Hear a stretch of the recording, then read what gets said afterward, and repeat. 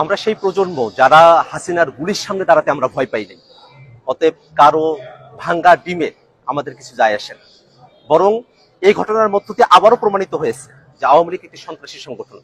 আওয়ামী লীগ যে জন্মগতভাবে এবং প্রকৃতিগতভাবে সন্ত্রাসী সংগঠন, তারা সন্ত্রাস করবে। তারা বাংলাদেশের মানুষ যারা স্বাধীনতাকামী আছে, বাংলাদেশপন্থী মানুষেরা আছেন, যারা জুলাই অভ্যুত্থানের পক্ষে শক্তি আছেন, তাদের উপরে তারা হামলে করবে। এটাতে আমরা আর অবাক হই না। বরং আমরা মনে করি যে অন্তর্বর্তীকালীন সরকার এই দীর্ঘ সময়ে 1 বছর জুড়ে আওয়ামী লীগকে বিচারের আওতায় নিয়ে আসার যে প্রক্রিয়া সরকারের শুরু করার কথা ছিল, সেটা খুব সামান্য অগ্রসর হয়েছে। আওয়ামী লীগের যেসব সন্ত্রাসীরা বাংলাদেশ থেকে পালিয়ে এসেছে, তারা বিদেশের বিভিন্ন জায়গায় তারা এখনো সন্ত্রাসের সব করছে।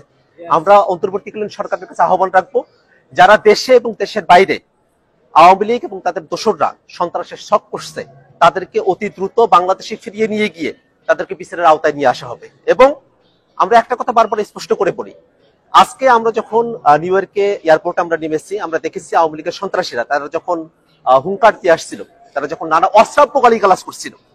আপনারা যা জানেন যে আমাদের যুগ্ম সদস্য সচিব তাসিম জারা আপু, তিনি আমাদের সঙ্গে এসেছেন। তাকে উদ্দেশ্য করে নানা ধরনের অশ্রাব্য গালিগালাজ করা হয়েছে, আমাদের উদ্দেশ্য করে অশ্রাব্য গালিগালাজ করা হয়েছে। আমরা মনে করি এটাই আওয়ামী লীগের চরিত্র।